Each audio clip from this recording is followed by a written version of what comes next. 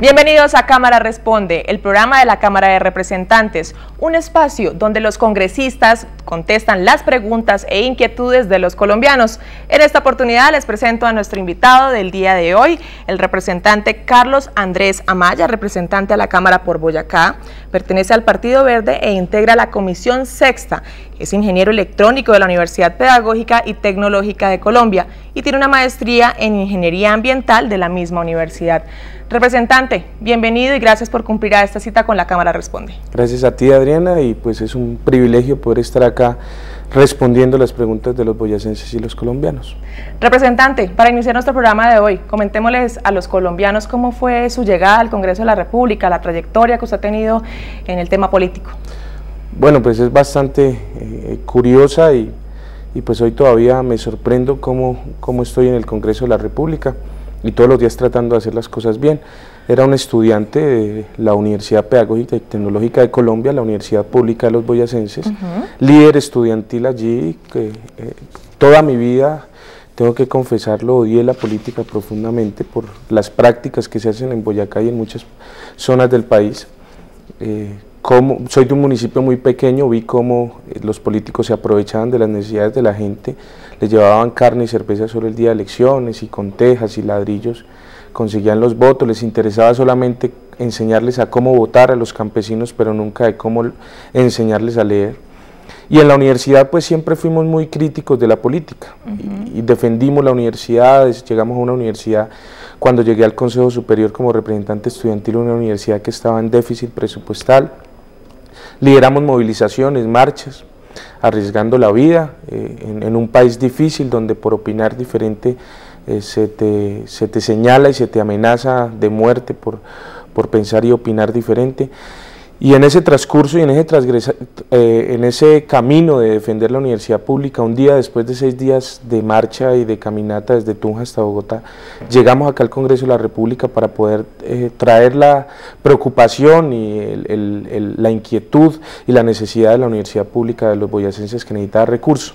Allí en ese momento nos permitieron después de 6 días hablar 5 minutos. Ese día yo creo que fue el 11 de noviembre del 2008 que tomé la decisión de hacer política, porque yo dije es muy irónico que mientras los estudiantes caminamos 6 días para llegar al Congreso y que nos dejen hablar 5 minutos, los congresistas que tienen la posibilidad, de que en ese entonces que los congresistas boyacenses que tenían esa posibilidad nunca hablaban en el Congreso. Yo dije, es una ironía que uno tenga que hacer tanto esfuerzo para venir a defender algo que otros pueden defender y no lo hacen. Y escribí en un papelito, recuerdo tanto allí, que un día iba a llegar a ese lugar no como estudiante después de una marcha, sino como congresista después de una elección.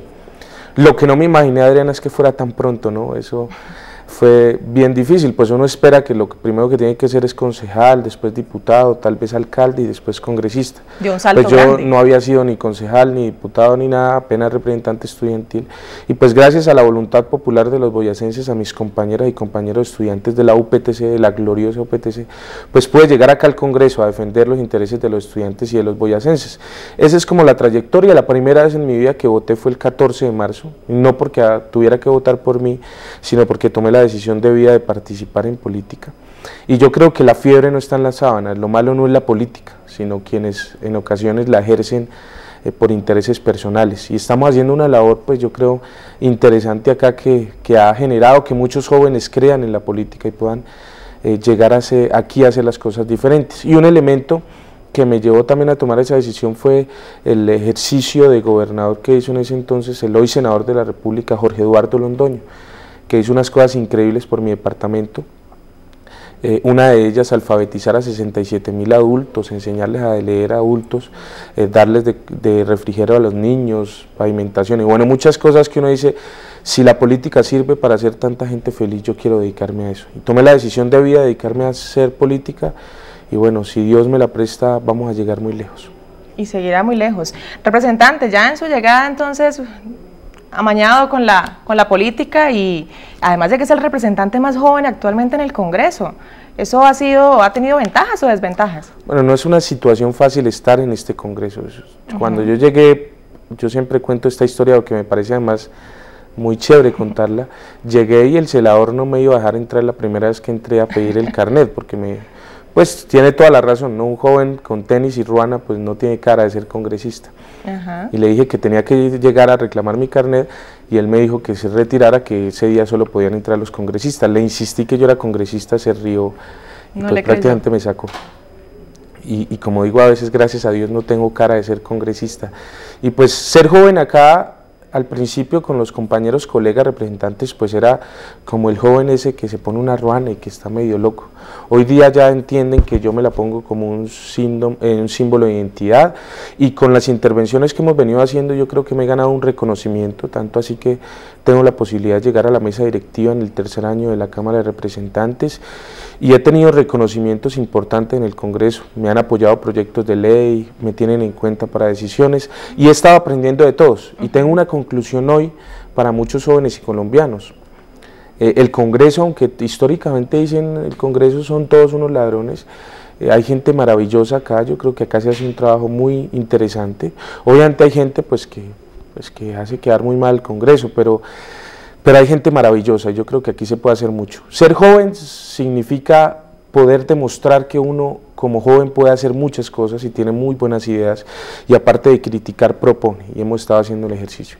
Pero ser joven congresista también significa ser un padre de la patria. A los 25 años que llegué y hoy 26, es dejar de hacer muchas cosas que como joven uno quiere hacer, ¿cierto? Ya no hay mucho tiempo para salir a rumbear, ya no hay mucho tiempo para dedicárselo a tantas cosas que a uno como joven le toca, y asumir una responsabilidad pues tan temprano es una situación difícil, pero que la asumimos con honestidad, con lealtad y con compromiso de demostrar que tenemos madera a los jóvenes en este país, y estamos abriéndole la puerta a muchos otros jóvenes que quieren hacer política, porque el mensaje antes, Adriana, era los jóvenes son irresponsables, no saben, no conocen, no tienen propuestas, y hoy estamos dando un mensaje de todo lo contrario.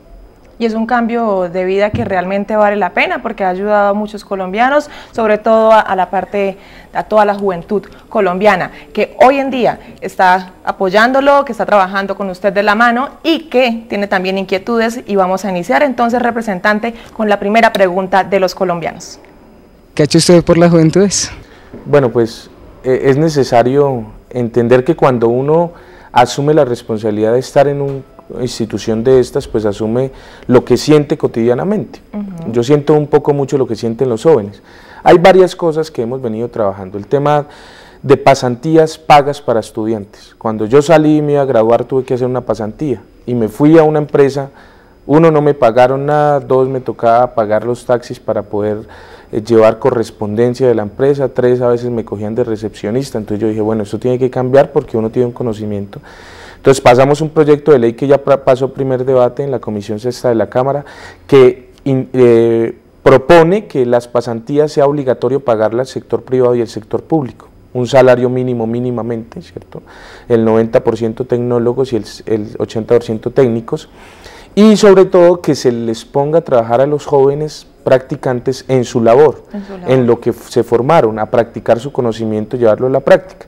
Con esto logramos las dos cosas fundamentales de una práctica. Es uno, que el joven practique su conocimiento y adquiera experiencia, y dos, que la empresa aproveche los conocimientos del joven y pueda desarrollar su productividad, ¿cierto? Antes esto no se podía. Si sacamos adelante este proyecto de ley va a ser muy beneficioso. ¿Por qué, Adriana? Porque si logramos que este proyecto se apruebe, los padres de familia podrán en el último semestre que el hijo hace la práctica decir, ya está haciendo práctica, ya no le tengo que estar girando recursos, y la empresa, como ahora tiene que pagar, pues ya no va a poner al estudiante a hacer mensajería ni demás. Así que cuando el joven se gradúe ya va a tener experiencia, además que ya está dentro del primer empleo. La ley de primer empleo aprobaba un artículo que incorporamos nosotros nuevo, que fue aprobado por el Congreso, uno de los artículos que el Congreso le ha reconocido a uno la idea y lo ha aprobado, y es que la experiencia en prácticas académicas sea reconocida como experiencia laboral, que eso antes no se podía. Así que los médicos hoy que se gradúen ya se les va a valer su año rural, los abogados su judicatura, y todos los ingenieros y demás que hacen prácticas se les va a valer su práctica como experiencia laboral. Sí, porque llegan muchos jóvenes a buscar trabajo y le dicen, no, usted no tiene experiencia laboral, entonces no le dan la oportunidad, y sigue pasando el tiempo, no le dan la oportunidad, entonces el joven nunca va a obtener la experiencia que se requiere. Exactamente, uno dice, en todo lado le dicen, ¿tiene experiencia laboral? Uno no tengo, pues en ningún lado le dan, entonces ¿cuándo va a empezar uno a trabajar? Pero yo decía, el primer empleo de todo joven, muchos es los que estudian en la universidad, es esa pasantía, ¿cierto? Si logramos que eso sea válido como experiencia laboral, pues el joven saldrá con experiencia laboral, además que la tiene, ¿cierto? Una práctica bien llevada, pues tendrá. Arturo Calle, uno de los empresarios más importantes de Colombia, dijo: es muy importante que le paguemos a los pasantes porque el empresario entiende que está invirtiendo en que el conocimiento sea llevado a la práctica. Si le paga, tendrá que exigirle al joven, y al joven, a nosotros nos interesa que en el sistema educativo al joven le exijan las empresas para que adquiera esa experiencia. Lo otro es que hemos estado trabajando en becas, pasamos un proyecto de ley que ya va en tercer debate de 50 becas a los mejores promedios de pregrado en Colombia. Un poco lo que decíamos es, hay mucha gente buenísima que no puede seguir estudiando el posgrado porque es muy caro. La idea es que el gobierno pague a los 50 mejores y los mande al exterior porque quieren desarrollar el país. Y lo otro que decíamos es desde las regiones, los mejores 50 ICFES de Colombia tienen una beca. Pero nosotros decíamos, los mejores 50 generalmente quedan en Bogotá y en Medellín y en Barranquilla, en las ciudades grandes. Nosotros distribuimos, modificamos el artículo 99 de la ley 115, ahora sois los 635 mejores ICFES y distribuido por regiones. Y incorporamos un artículo muy interesante que es jóvenes rurales, ¿cierto? Porque a veces la ruralidad tiene condiciones diferentes de calidad. Entonces, que 10 jóvenes rurales de cada departamento, los mejores del departamento, puedan ir a estudiar en una universidad. Muy importante, y muy importante el tema de las pasantías, que fuera de que sean pagas, pues que los pongan también a hacer su labor en lo que estudió, porque realmente los ponen a perder mucho tiempo en campo que no tiene nada que ver. Representante, continuemos con la próxima pregunta de los colombianos. Claro que sí, Adriana. ¿De qué forma piensa preservar su cultura boyacense en el país? Bueno, yo me pongo la ruana, yo tengo que decir no para hacer política, yo la tengo puesta hace 8 o 9 años.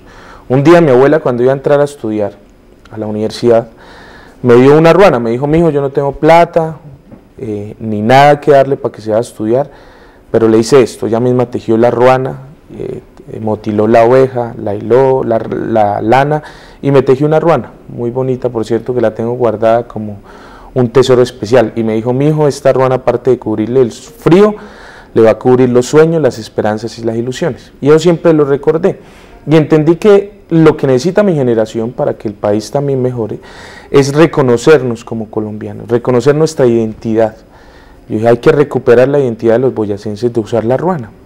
Si uno ve novelas como La Pola o La Historia, siempre tenían ruanas puestas. ¿Por qué hoy nos avergonzamos de usar una ruana? Debajo de la ruana no hay puñales, no hay cuchillos, hay sueños, hay buena energía, hay esperanzas. La gente que pone la ruana en Boyacá es gente laboriosa, honesta, que trabaja, que le pone el pecho al sol todos los días para cultivar la comidita para los colombianos, para los bogotanos. Yo dije: tenemos que ser muy orgullosos de la ruana. Y por eso propusimos, o sea, yo me la pongo desde que era estudiante, marchando, me la puse en las marchas. Una vez entré con la ruana mojada al Congreso, hice un charco increíble de agua. Hoy entro acá, pues, obviamente en mejores condiciones, pero siempre la llevo puesto como ese símbolo de reconocerle a mi pueblo y la identidad que eso significa. Y estamos proponiendo, vamos a radicar un proyecto de ley del día de declarar la ruana como el sombrero volteado Patrimonio Cultural de Colombia, y poder declarar un Día Nacional de la Ruana. Esta idea surgió de otros congresistas del Valle. Me dijeron: Carlos, ¿por qué un día usted no nos trae ruana a todos y todos nos la ponemos y le hacemos homenaje a su tierra? Entonces vamos a hacer eso, que el día que se apruebe el proyecto de ley, todos los 165 congresistas de la Cámara de Representantes de todas las regiones se pongan la ruanita y digan: aprobamos el proyecto de que la ruana, esa prenda que no es solo de Boyacá, sino de Cundinamarca, de Pasto, de Nariño, sea patrimonio de Colombia, y es reconocer nuestra identidad. Yo creo que si una generación, y significa mucho para mí ser el más joven y poder impulsar esto, no se avergüenza de su historia y de su tierra, pues puede salir adelante, porque lo primero que hay que hacer para pensar en el futuro es reconocer nuestra historia. No, y grandes diseñadores acá en Colombia, en desfiles internacionales, sacan el sombrero volteado y también han sacado ya la ruana como aunque no sea todavía Patrimonio, sí. Como patrimonio de Colombia ya prácticamente lo es. Sí, la idea es que quien colombiano que no reconozca la ruana como un símbolo No es colombiano. patrio no es colombiano, como reconocemos el sombrero volteado, como el poncho, bueno, como tantas cosas, pero es interesante poder reconocer nuestra historia y nuestra identidad, y ese día va a ser muy chévere, pues, que todos los congresistas se pongan una ruanita, y yo creo que me van a ayudar con eso. Muchos ya me han dicho que cuente con eso, y es además un buen símbolo de reconocimiento a mi tierra. Y todos los colombianos pues esperamos entonces ver a los 165 congresistas. Yo también espero. Vamos a trabajar en eso. Por favor. Representante, entonces seguimos con las preguntas de los ciudadanos. ¿Qué ha logrado usted como representante de Boyacá por los campesinos del país? Yo creo que eso, reconocerme como hijo de campesinos. Mi abuela es campesina, mi padre, mi madre fue la primera generación que nace en el pueblo y no en la zona rural, es mi generación. Y yo reconozco y amo profundamente los campesinos, no populismo ni nada de eso, sino que es mi tierra, es mi esencia, de donde nací. Una de las cosas más complicadas de los campesinos es el tema de la legalización de los predios, por la falsa tradición. Es decir, la familia Amaya en Boyacá tiene un predio desde hace 50 años, pero nunca fue a la notaría porque era costoso legalizar el predio y las herencias y ese tipo de cosas, ¿cierto? Y cuando el gobierno nacional saca subsidios, ¿cierto?, para ayudar a los campesinos en agricultura o en distritos de riego y demás, tienen que llevar como requisito que son dueños de un predio y demás. Como no lo pueden demostrar, muchos de esos subsidios se pierden y los campesinos no pueden acceder a ellos. Otra cosa, las vías, por lo menos la doble calzada Bogotá-Briceño, Bogotá-Briceño-Sogamoso. ¿Qué problema teníamos? Briceño-Tunja-Sogamoso. ¿Qué problema tuvieron? Que cuando iban a comprar los predios no era que los campesinos no quisieran venderlos, sino que no tenían legalizada el predio. Entonces ahí también se retrasan las obras y demás. ¿Qué hemos hecho nosotros? Ya salió una ley hace unos años tratando de legalizar esos predios de falsa tradición, pero era un tema judicial que se demoraba un tiempo. Entonces la intención es que sea un tema administrativo. Ya radicamos el proyecto de ley, hicimos encuestas y todo el tema con la universidad, la Facultad de Derecho, avanzamos en una buena propuesta. La idea es que sea un tema administrativo y que el gobierno nacional premie a los que legalicen los predios, ¿cierto? Que el gobierno nacional le dé unas condiciones, que no tenga que pagar grandes cantidades de dinero en abogados, porque era el problema que tenían hoy, sino que el gobierno asuma eso y que sea un procedimiento rápido y efectivo para que los campesinos puedan tener esos beneficios. Yo creo que si logramos eso, con el acompañamiento de los otros partidos, porque el Partido Conservador ha estado muy interesado en el tema, valdrá la pena estar acá en el Congreso de la República y poder recordarle a todos cuando me pongo la ruana que los campesinos son importantes. Bueno, representante, continuamos entonces con las preguntas de los colombianos. ¿Qué responde a las personas que dicen que usted ha traicionado a los estudiantes? Bueno, esto es muy importante responderle esta pregunta y ojalá muchos estudiantes la vean. Cuando yo me metí en esto, como toda la vida, Adriana, critiqué la política. Cuando me metí, pues a muchos no les gustó que me hubiera lanzado al Congreso. Y muchos hoy dicen en la universidad que yo vendí la universidad, que traicioné a los estudiantes, que estoy privatizando la universidad pública, que ya no estoy de acuerdo, que voy a aprobar el proyecto de ley de reforma a la ley 30, cierto, un montón de cosas. Yo tengo que decir frente a eso que ha sido absolutamente falso. Pueden ver todas las intervenciones en la página de internet que nosotros tenemos, que es www.carlosandresamaya.com, o en las páginas del Congreso, en boletines de prensa, que hemos siempre actuado con la misma coherencia. Es más, cada día, Adriana, que yo tengo que hablar en el Congreso, cierro los ojos y me acuerdo esa vez que entré acá después de 6 días de caminar y digo, tengo que actuar como ese día y aprovechar este tiempo para poder defender a los estudiantes. Todos estos proyectos de ley en favor de los estudiantes, 4.200 millones de pesos que conseguimos para la OPTC que pasaran a funcionamiento, defender la universidad pública. Hicimos un debate de control político de 1 hora y media en contra de la reforma a la ley 30 actual que va a presentar el gobierno nacional, y me he caracterizado y he venido liderando ese proceso en contra de la reforma. Así que tenemos que decirles a ellos, a los que dicen eso, pues que ellos siempre lo van a decir. Yo creo que el mensaje es más para los estudiantes que siempre han confiado, que revisen y que prueben que hemos estado haciendo las cosas bien, que hemos estado actuando con coherencia y con honestidad, y que mientras ellos están gritando en la universidad y criticando y haciendo grafitis y haciendo panfletos, nosotros estamos mostrando resultados en este Congreso donde se toman las decisiones. Tener contento a todo el mundo no es nada fácil. Muy difícil, pero yo creo que lo más importante es sentirse uno bien de que está haciendo las cosas bien. No he recibido un peso para nada, ni voy a recibir un peso de nada. El Partido Verde decidió ingresar a la Unidad Nacional con mi desacuerdo, ¿cierto? Lo más importante es decir, mirando a los ojos a los estudiantes y a los colombianos y a los boyacenses, que no he traicionado los principios universitarios y que seguiré defendiendo la universidad pública por encima de todo como hasta ahora lo he hecho. Representante, gracias. Continuamos con más preguntas. ¿De qué manera ha luchado por la educación pública en Colombia? Bueno, hicimos el debate que te conté, Adriana, de la reforma a la Ley 30. Pusimos durante 1 hora y media los argumentos de por qué no a la reforma. Mostramos cifras, estadísticas, datos de rectores, todo lo que hemos venido construyendo con estudiantes desde hace tanto tiempo, lo mostramos por fin al país y tuvimos a la ministra al frente escuchándonos 1 hora y media, del ministro de Hacienda y a los colombianos diciendo por qué no la reforma. Dijimos no a la reforma, el tema del ánimo de lucro no se puede cambiar, de que la educación es un derecho, no un negocio ni una mercancía, que los recursos que le van a girar a la universidad pública, que son 610.000, son inferiores al déficit causado por el aumento de cobertura hasta este año, que es 675.000, que no se puede pretender aumentar cobertura con un faltante en la universidad pública, que hay que fortalecer la universidad pública, porque si no es por la universidad pública, ni yo sería congresista hoy, ni muchos jóvenes habrían podido triunfar, ni el país salir adelante. Además que la universidad no solo forma profesionales, sino es eje del desarrollo regional. De tal suerte, Adriana, que ir en contra de la reforma a la Ley 30 con argumentos, cifras y datos, y estar haciendo una posición argumentada, seria, desde el Congreso de la República, que se escuchan los argumentos, es mucho hacer por los estudiantes de Colombia. Antes, para poder dar nuestro mensaje teníamos que hacer grandes movilizaciones. Hoy es suficiente con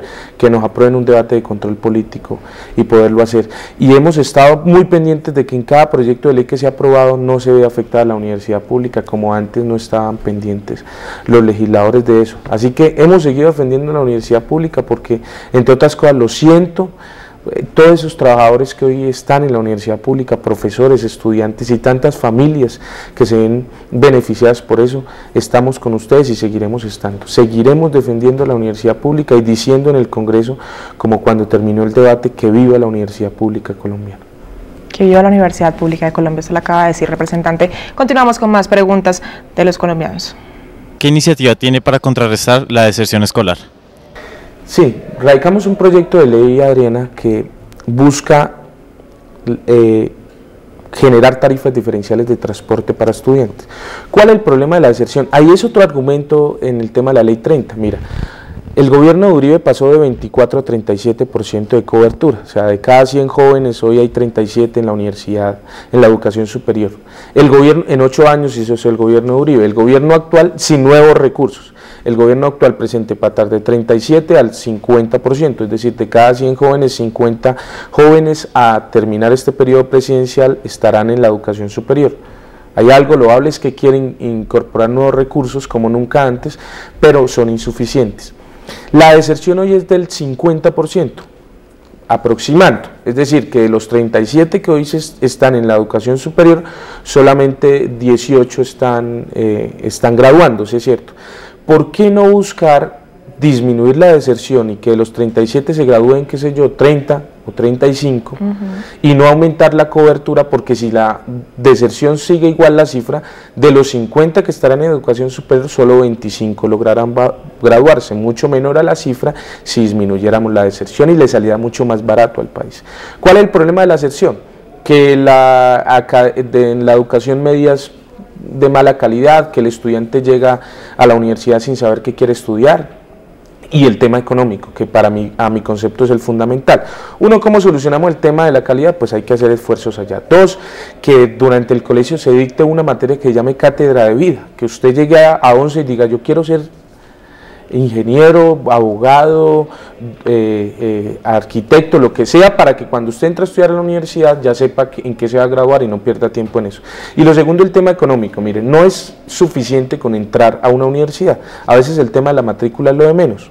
¿cierto? Porque el ICETEX da garantías y demás, hay matrículas baratas en la universidad pública, pero el problema es sostenerse, el problema es pagar el arriendo, los transportes, la alimentación, entonces hay que avanzar en eso. Y en ese camino dijimos tarifas diferenciales para transporte, que como en Chile o como en otros países desarrollados, el hecho de tener un carnet estudiantil nos dé condiciones para que nos hagan un descuento en el transporte. El proyecto de ley no es nada fácil, es muy complicado, hay muchos que tienen la iniciativa y no se ha podido, pero vamos adelante. La idea es que antes de terminar este cuatrenio, con la ayuda del gobierno nacional y estando participando en la mesa de unidad nacional, saquemos este tema de tarifas diferenciales para estudiantes. Representante, para finalizar, ¿cuáles son sus expectativas como nuevo vocero del Partido Verde?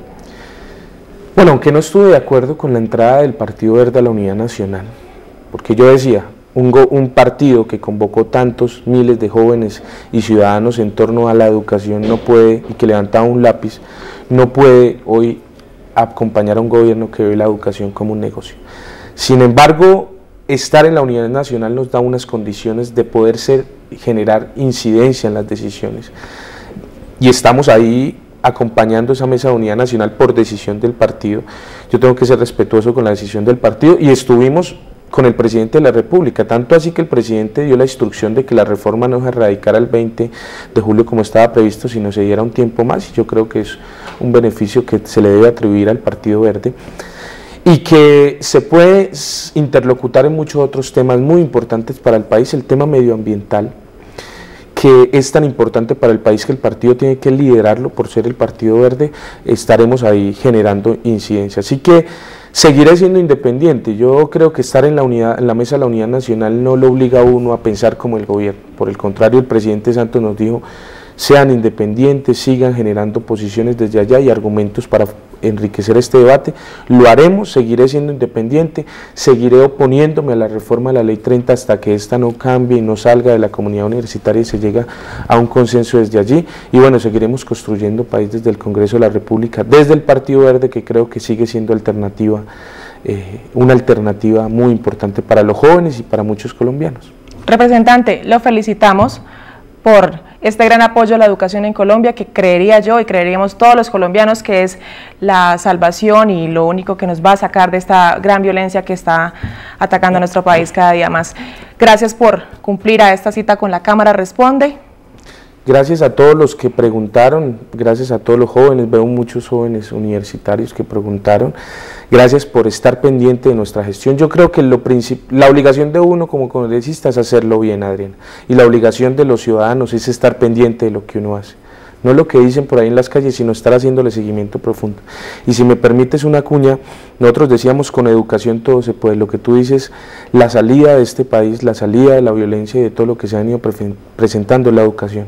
Lo único que necesitan los jóvenes en Colombia hoy es oportunidades, y las oportunidades las brinda la educación superior. Que no permitamos, como a mí me pasó, que un amigo mío que era brillante murió debajo de una montaña por dedicarse a la minería porque no tuvo oportunidad de estudiar en una universidad pública. Él era más brillante que yo, hoy estoy en el Congreso de la República. Hay muchos jóvenes más brillantes que yo que podrían estar aportando acá y en muchos otros escenarios, que lo único que necesitan es una oportunidad para estudiarse. Por eso seguiremos insistiendo, y yo sé que hay muchos congresistas que están en esa tarea y lo vamos a lograr. Colombia más educadas podrá salir adelante. Representante, nuevamente gracias por cumplir esa cita con la Cámara Responde, y muchas gracias a ustedes por acompañarnos el día de hoy. Nos vemos en una próxima oportunidad.